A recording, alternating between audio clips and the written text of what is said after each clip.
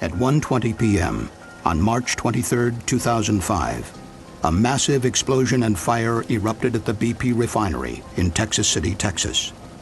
The explosion killed 15 workers and injured 180 others, many of them seriously. The blast occurred at the isomerization or ISOM unit, which produces materials to boost the octane rating of gasoline. The explosion shattered windows in homes and businesses up to 3/4 of a mile away from the 1,200-acre refinery. As thick black smoke billowed from the plant, authorities instructed some 43,000 Texas City residents to stay indoors. The accident cost BP billions of dollars in victims' compensation, property damage, and lost production. This investigation was the largest and most comprehensive investigation in the history of the Chemical Safety Board. CSB Supervisory Investigator Don Holmstrom led a 2-year investigation to determine the root causes of the accident. We interviewed over 370 witnesses.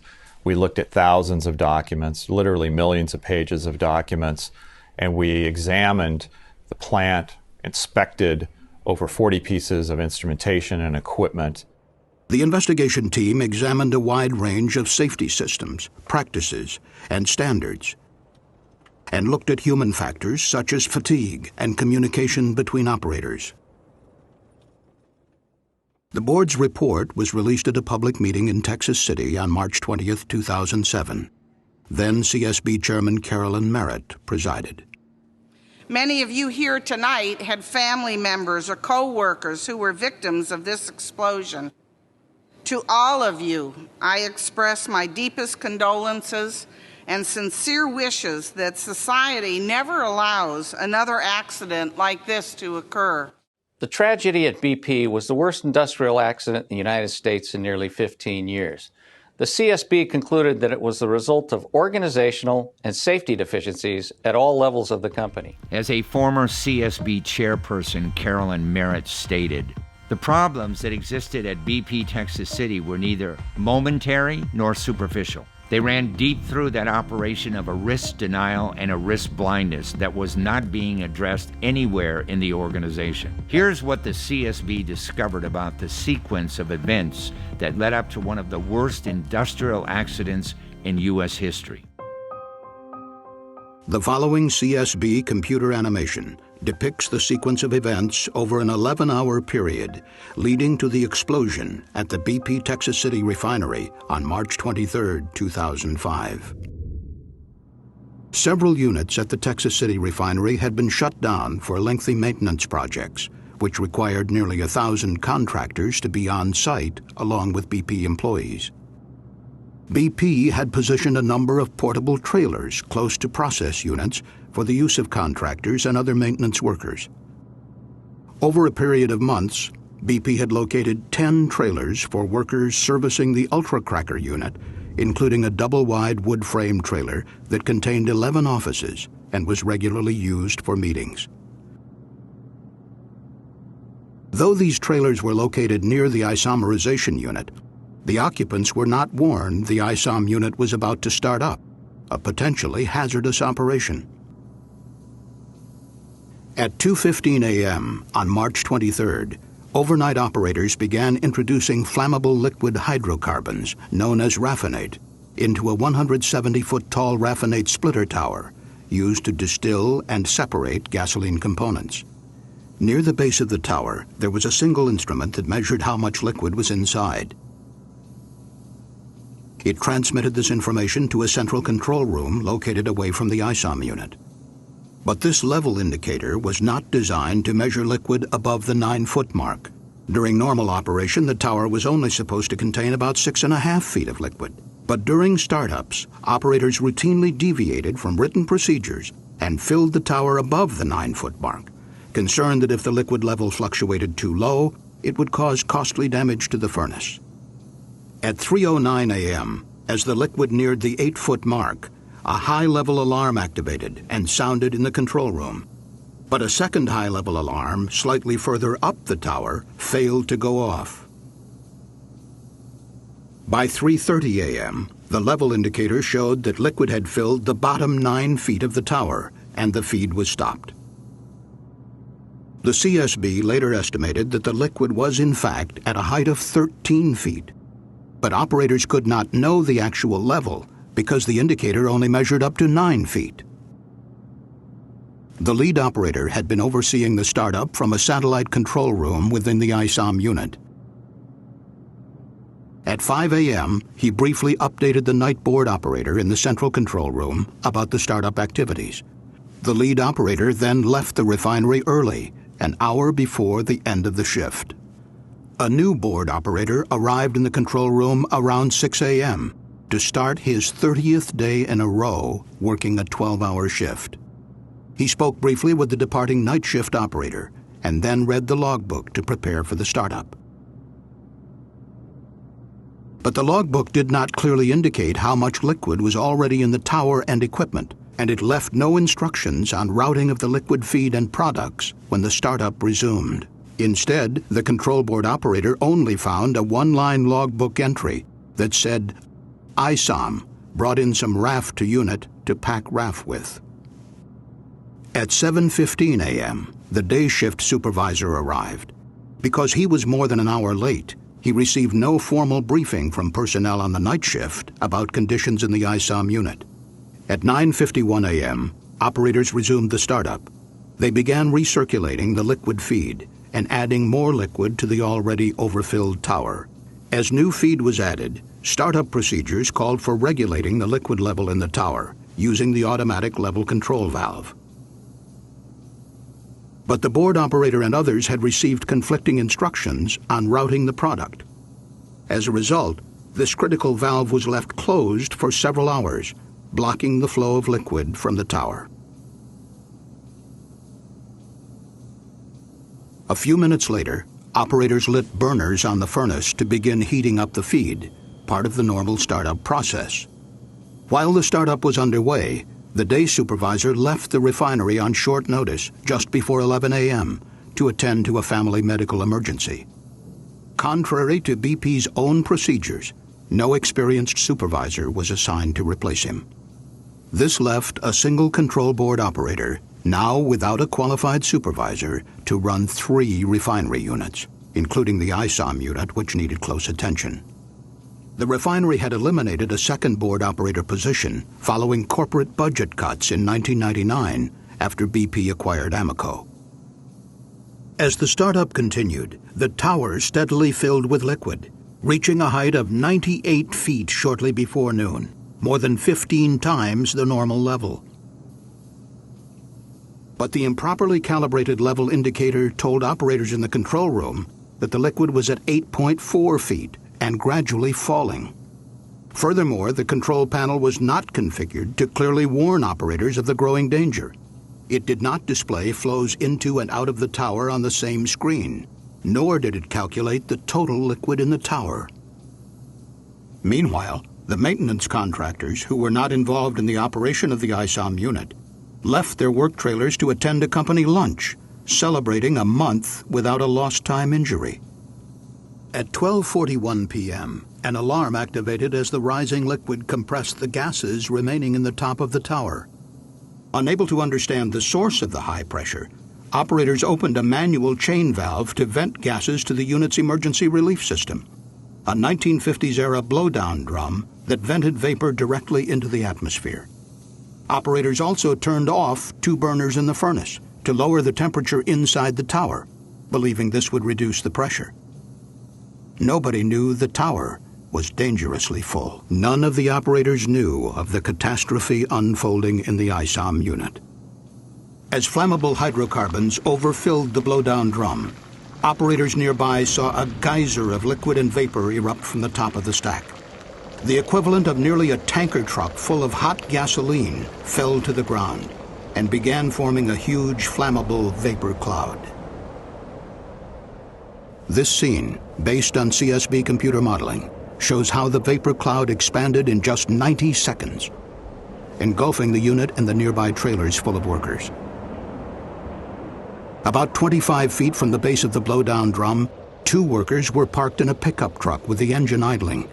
As flammable vapor entered the air intake, the diesel engine began to race. The 2 workers fled, unable to shut off the engine. Moments later, witnesses saw the truck backfire and ignite the vapor cloud. Powerful explosions swept through the area. Computer modeling shows how the blast pressure wave accelerated through the ISOM unit, causing heavy destruction and igniting fires throughout the area. The workers inside the trailers were right in the path of the explosions. The fires continued to burn for hours. 12 of the 20 occupants of the double-wide trailer were killed, along with 3 workers in a trailer nearby. Dozens of others suffered serious burns, fractures, and other traumatic injuries. The wood and metal frame trailers were blown apart by the blasts. Firefighters struggled to rescue the injured and recover the victims. 50 large chemical storage tanks were damaged, and the ISOM unit remained shut down for more than 2 years.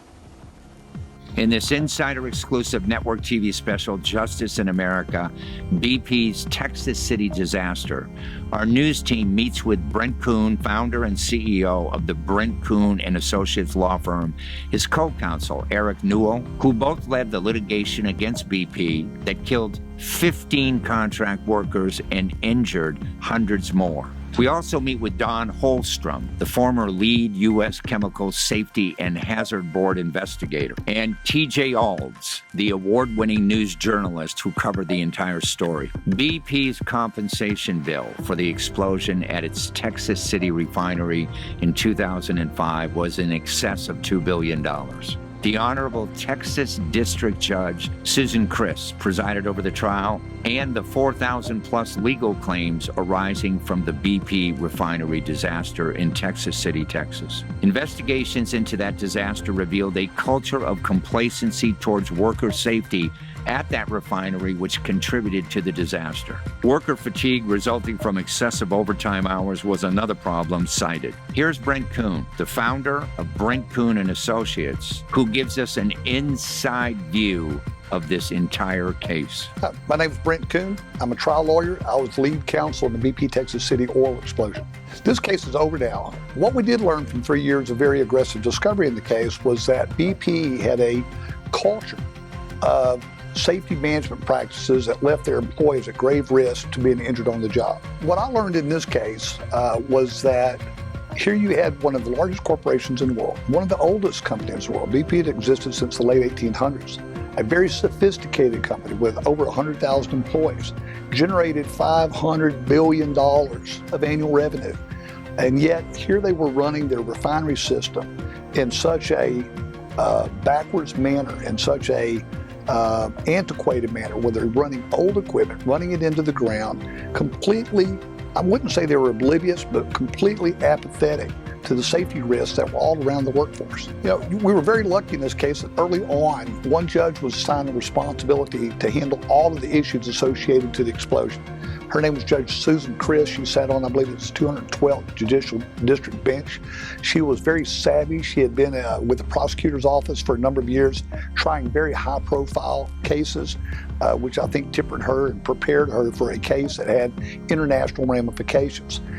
She was very temperate, and she navigated an extraordinarily complex case through a very difficult process to ultimately obtain a final resolution for everyone involved. But the thing that's disillusioning is that corporate America, and not all of it per se, but particularly within the heavy industry and certainly in other areas, safety considerations that impact the bottom line. In other words, safety considerations that make them have to spend money are often ignored. They're aware of them. They know the importance of safety. It's not that they're ignorant of safety considerations. They make a conscious decision to bypass things that are very important for safety and for health. Very short-sighted way of dealing with operating facilities that have a lot of risk attached to them if you don't manage them properly. Brent and Eric have earned reputations as unyielding trial lawyers who repeatedly represent individuals and families against big companies and the Goliaths of the world, and repeatedly win. The lessons learned from the BP Texas City event are a testament to the excellent investigative work that the Brent Coon law firm and the CSB performed and continues to do each and every day. They are dedicated to uncovering the hidden catastrophic factors that put our fellow citizens at risk and wreak havoc on an important sector of our economy. 14 years after the BP Texas City disaster, one of the deadliest industrial accidents in the history of the United States, there is still much to learn. This is the Insider Exclusive, live from Houston, Texas.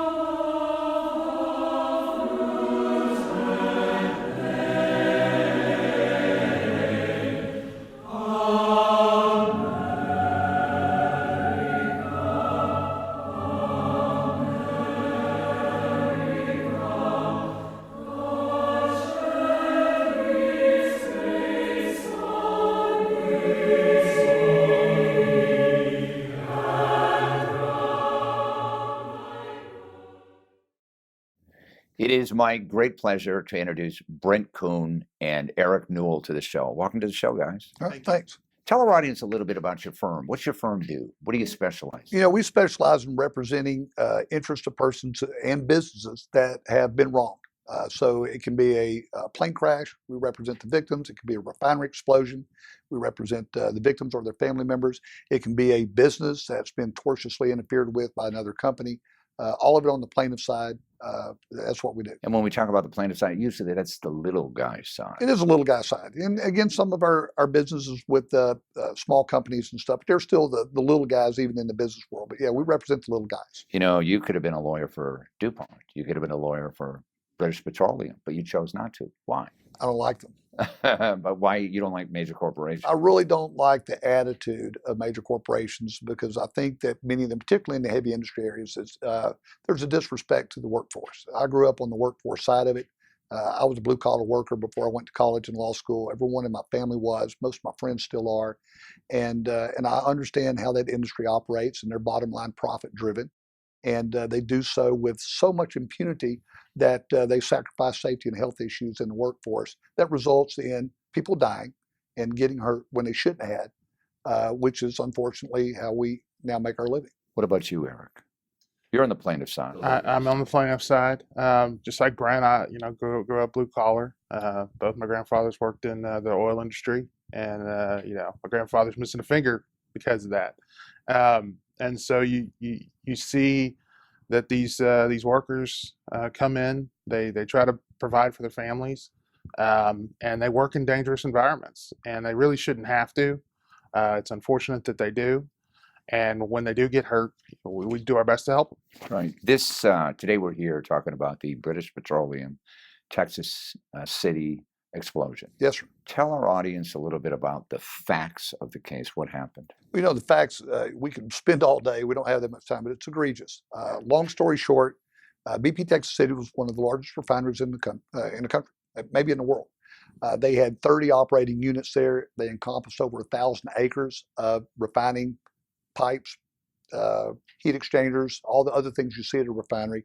One particular unit was being started up that day. It was an older unit. It had been shut down for some quick repairs and was coming back online that day. And when they started it up, there was an explosion.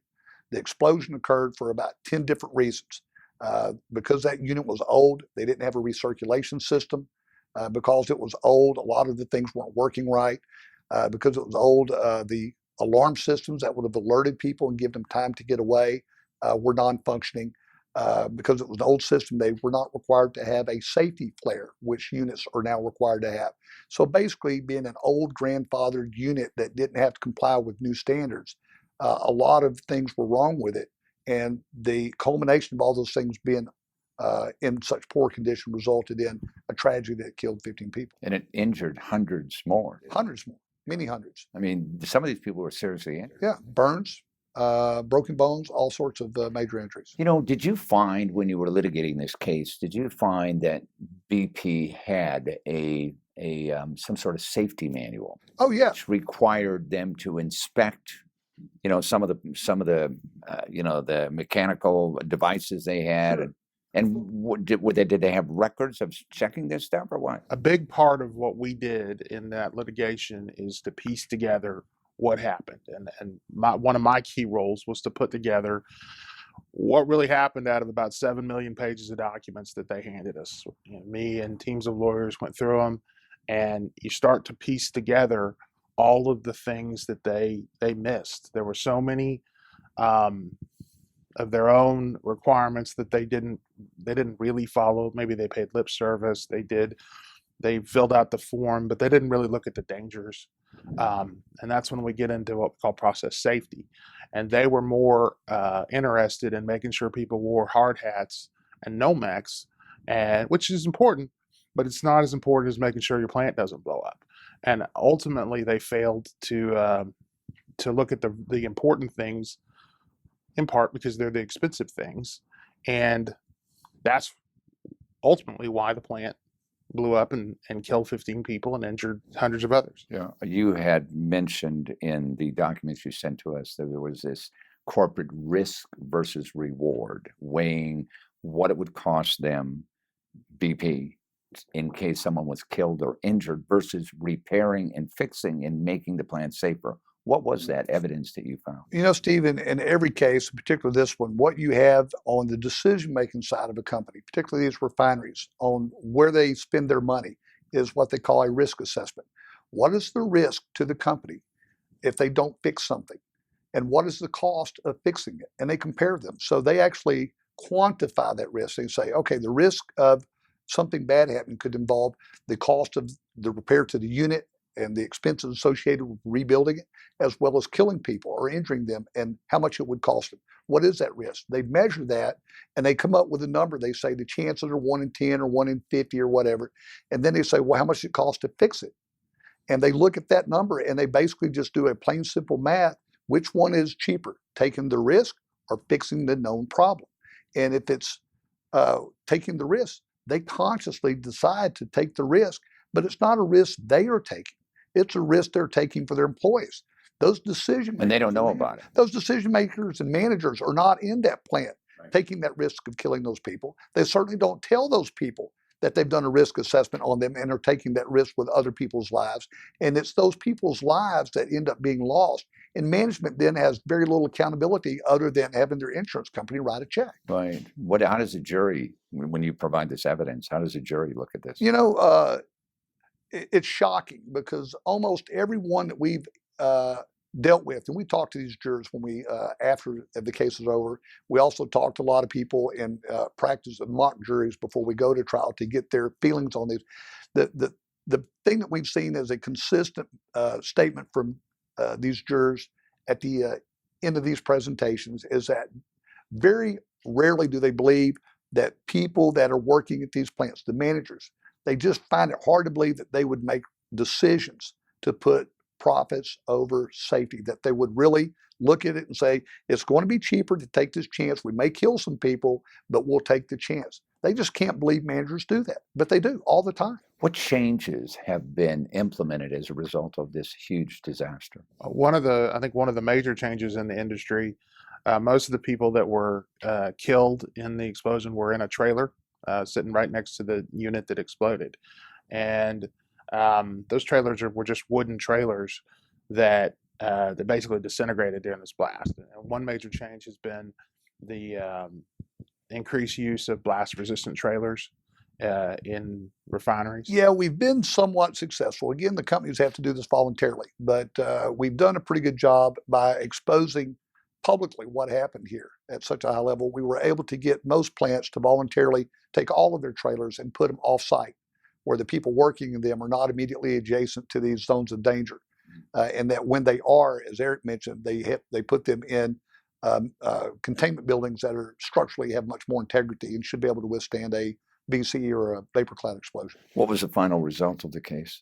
So the final result were twofold. One is on the civil side, We were able to eventually settle every case. We had some of the cases went all the way to final closing arguments before they settled, but we were able to settle all the cases. Our firm personally oversaw the vast majority of the discovery in the case and most of the individual claims.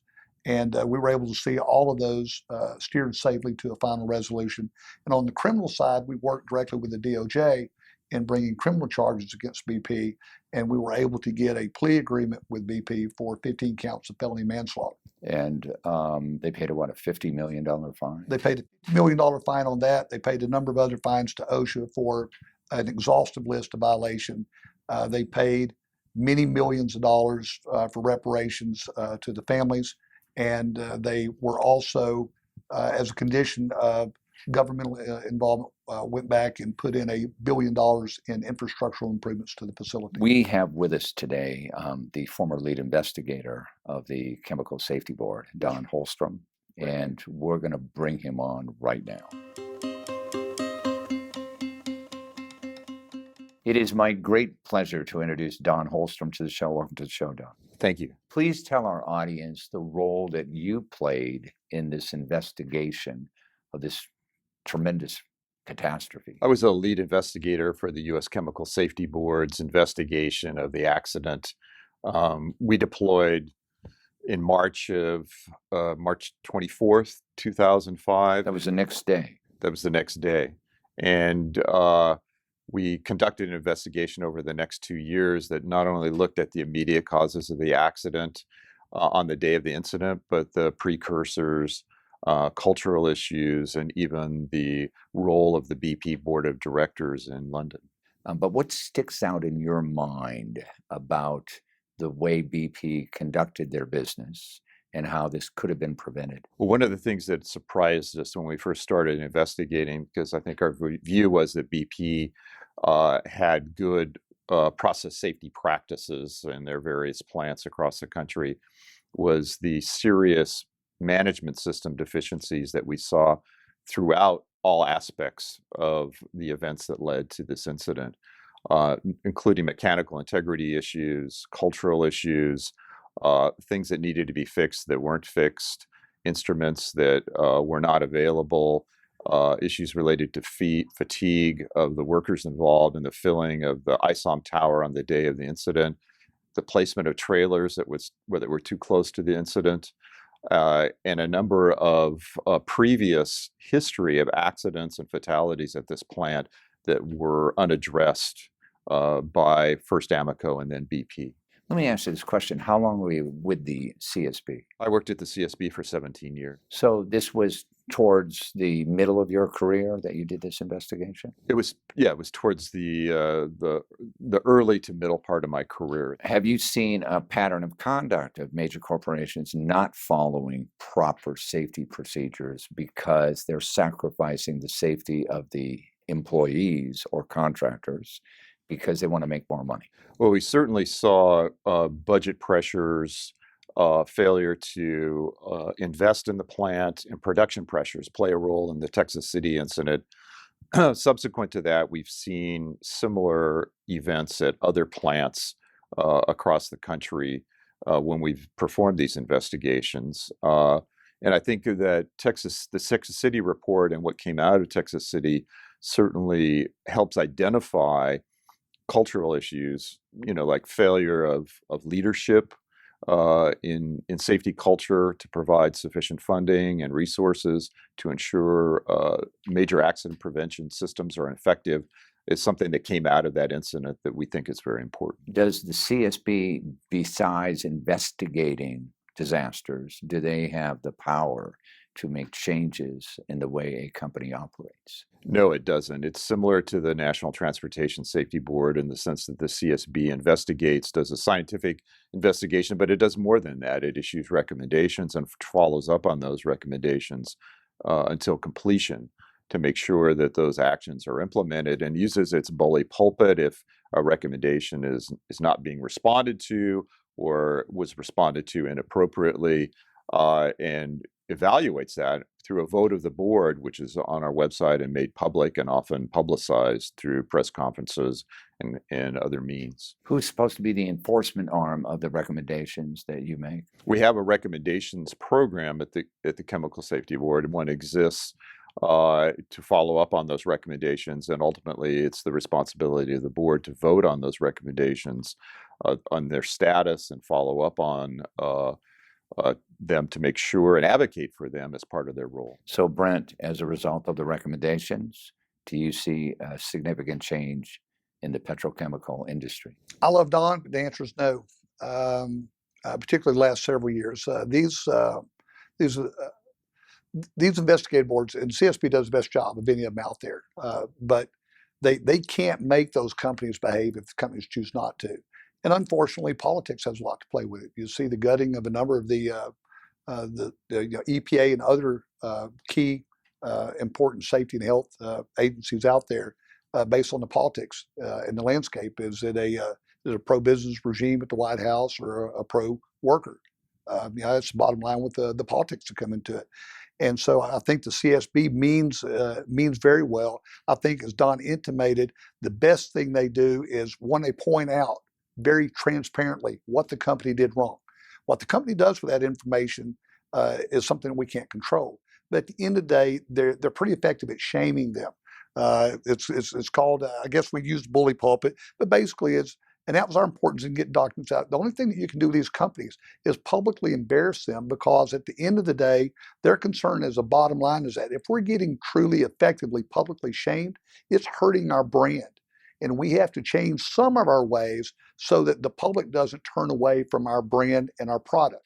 And that's the thing that I try to do as a public policy advocate within our firm. That's one of the things that CSB has always done with the role that they play. Did the CSB, when you were at it, did they ever receive anonymous whistleblower complaints? Sure. In fact, we were there. We received, at BP Texas City, we received information about 2 other incidents that we investigated, 2 serious fires. We also received information about a leak that resulted in the unit continuing to run that we reported to OSHA.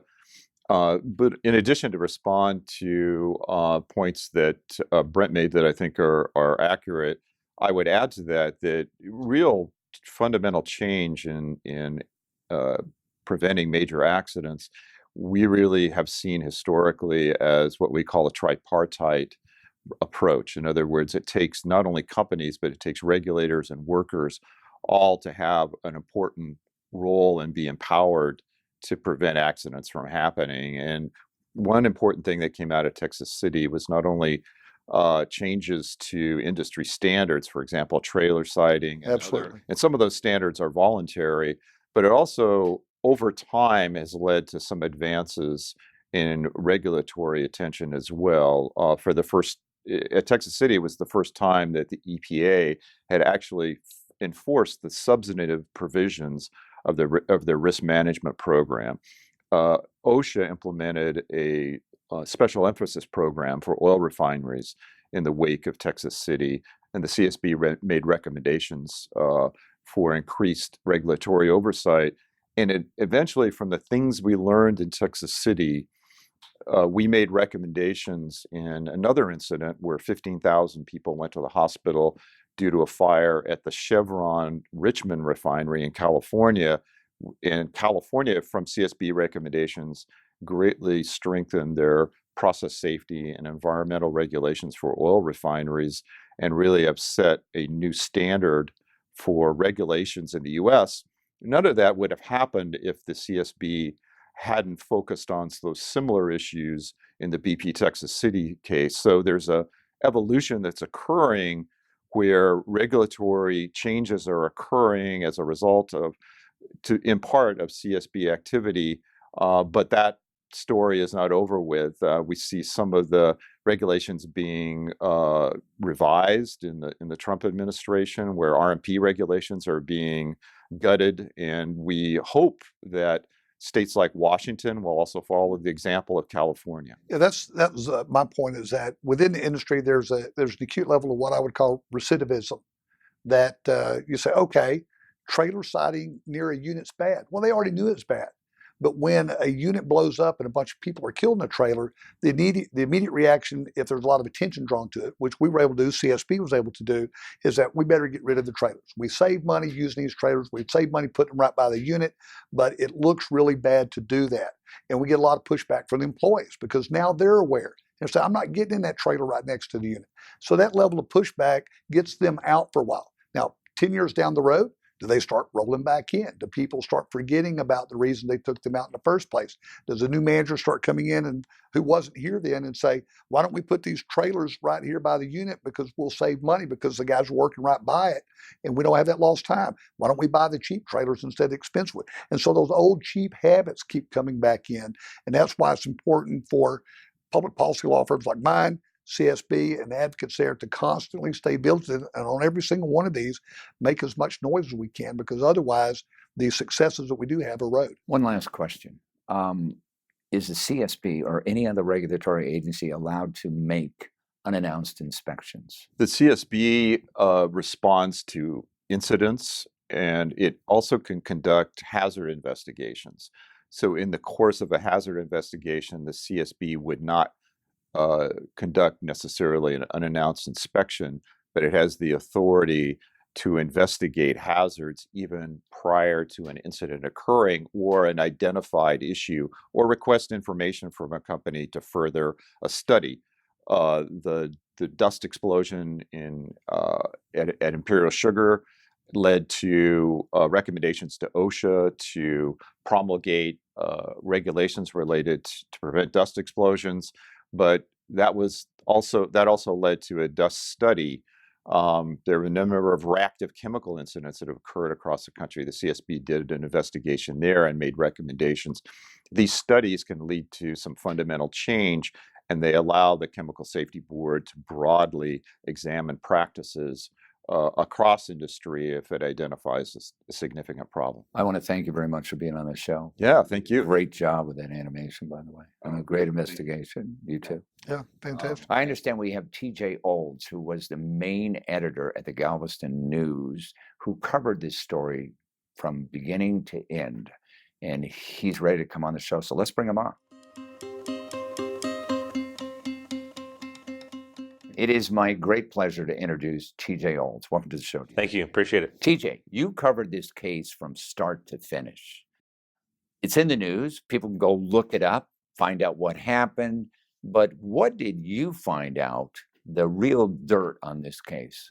It was the rumblings we'd heard forever about how dangerous things were at BP, Texas City. You'd heard enough from locals who worked out there over the years, but this case really brought it in a documented form that you saw in writing, black and white, just how serious what had been talked about on a local level, how serious it really was. That was there. That was the biggest thing I think came from all of this.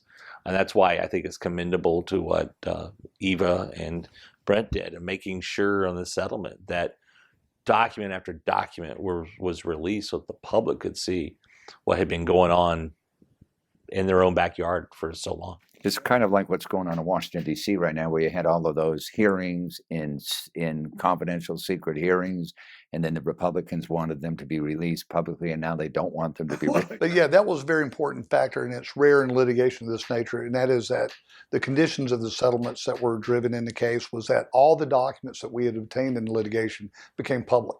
That's something that BP didn't want in this case. Companies never really want their dirty laundry aired that way. But we felt it imperative to make that a condition because the public needed to know, the community down there needed to know, and probably most importantly, the rest of the industry and the associations affiliated with those industries could see everything that go on and to hopefully learn from it and avoid some of the same mistakes. Yeah. As a news investigator and the editor, how difficult was it to get this information? It so much of it, because it was precluded from public release, was difficult. So the first-hand accounts were the most important parts of these things. What was happening in the court cases? What was happening in the investigations? Remember, we had two sets of investigations going on early on the federal level: the OSHA investigation and the CSB investigation. What was interesting is those two contrasted. OSHA, very quiet until they've released their final report. CSB giving updates over and over and over again on a regular basis. That was, I thought, key, and was the first time I think a lot of folks, particularly in our community, which is a heavy industry town, heard of the CSB ever. They'd heard of the NTSB, but never the CSB. And I think that was vital too, because there were public hearings, there were sessions of taking input.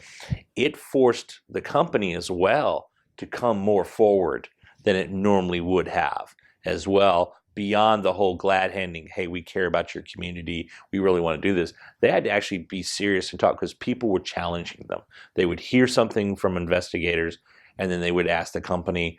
And mind you, we come from a town that is pro-industry. There's not an anti-industry sentiment there, but there is you're here, we're glad about the tax base, but we also want to be safe. So residents were challenging the company too, based on what they were hearing from the CSB.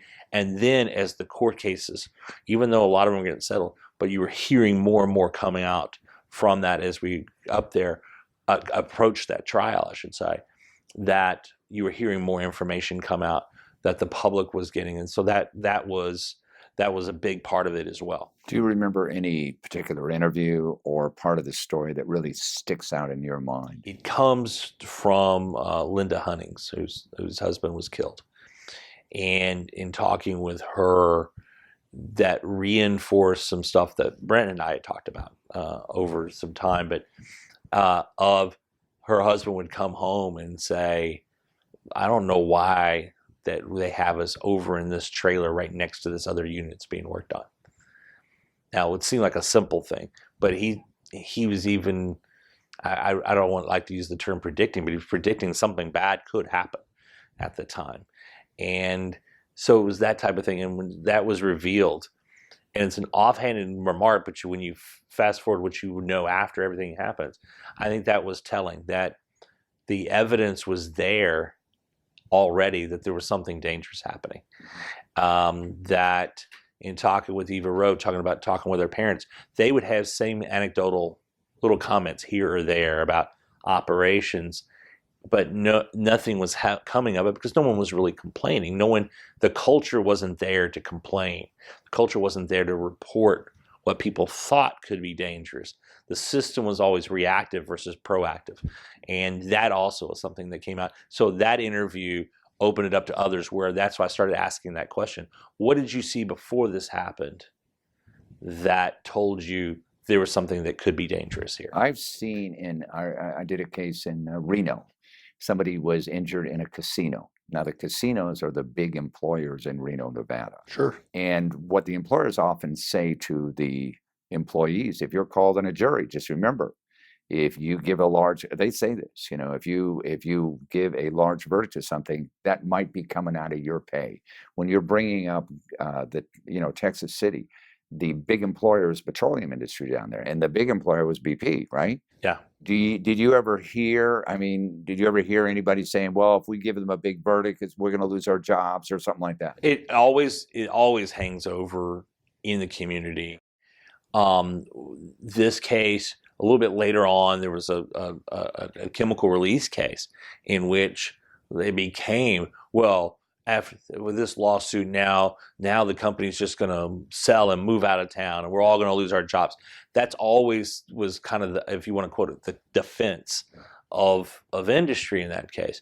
Obviously, that never proves true on there. Things change along the time, but what we found is there is a general concern of, well, if I talk about this in real time, or I talk about it in public, or if a jury trial makes a determination that could hurt a company, they're still going to, they're going to take our jobs away, or we're going to lose jobs. And that's always the argument of tort reform, for example, of it's killing jobs.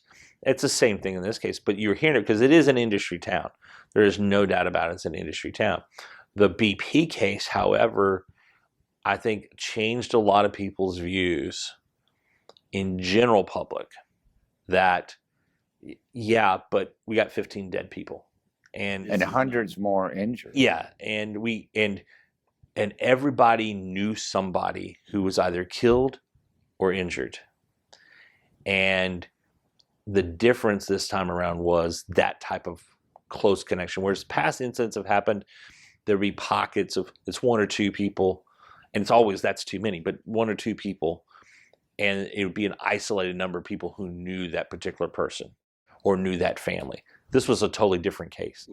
Well, it's interesting to note that because we found in the discovery in this case that BP internationally had considered the number of people they killed differently and exponentially in terms of the public relations or branding damage.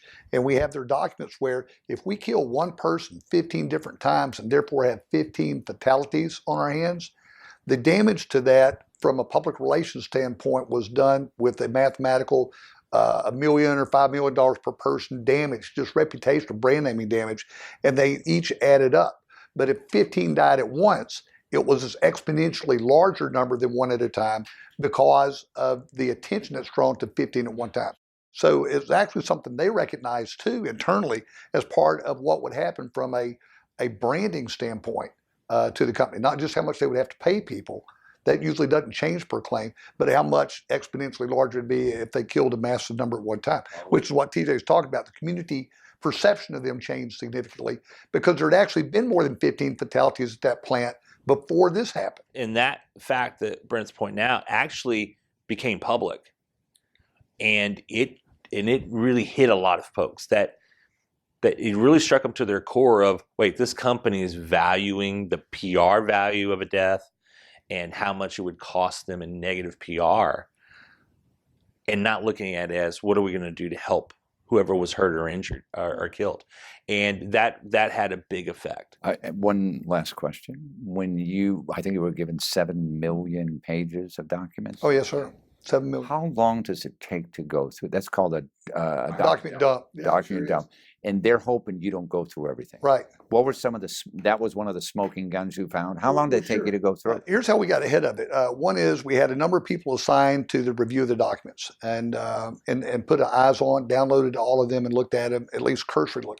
The other thing that I think helped a lot though is that we were able to scan them all. Computers are pretty cool now. You were able to scan them all and we could word search them. So if we look for any kind of particular document, any kind of particular language, anything about a particular unit or particular issue, we would plug that into the computer and say, give me all the pages that talk about this. And it would pull those out so we could segregate the wheat from the chaff that way in a much better fashion than you could one at a time. The other thing we could do is that when we were getting to witnesses and we want to say, we're deposing this person in management. How many of these meetings did they go to where this was discussed and that was discussed? Well, they're CC'd on all these memos and stuff, so we start doing the word search just for their name.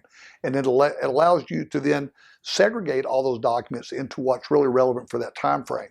So using today's technology and the equipment that you can obtain now made that process work much more efficiently, and we were able to circumvent the old needle in the haystack deal. Well, I want to thank you very much for covering the story, and thanks for being here. Sure. Thank you. Appreciate it.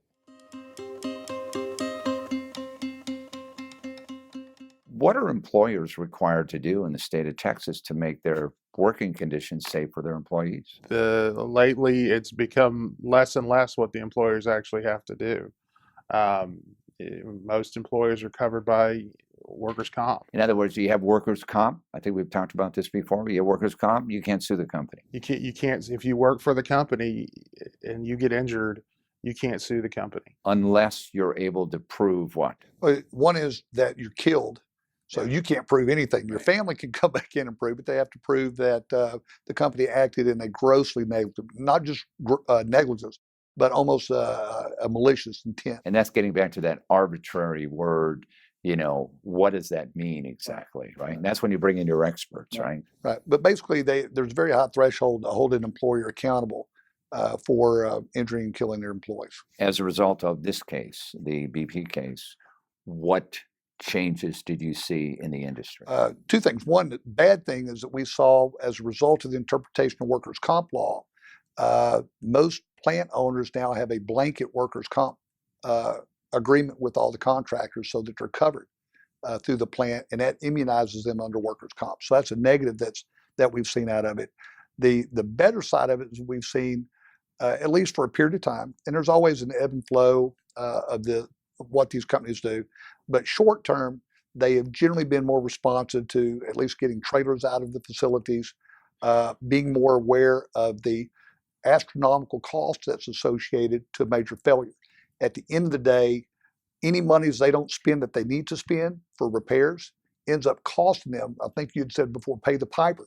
Yeah. You pay them sooner or later. And if you don't take care of the maintenance cost and keeping the equipment running right, sooner or later, when there's a failure, it costs a whole lot more than had you just maintained it properly. And you have the collateral loss of lives and injury as well. It's a lot like running your car. You don't have to change the oil. You don't have to replace brakes. You don't have to replace tires. But you want to spend the money to replace a tire, or you want to wait till you have a blowout. And when you have a blowout, maybe you kill people. Maybe you're just stranded on the side of the road. You got to call a record. You have to do all these other things. The cost of deferring all of that always ends up costing a lot more.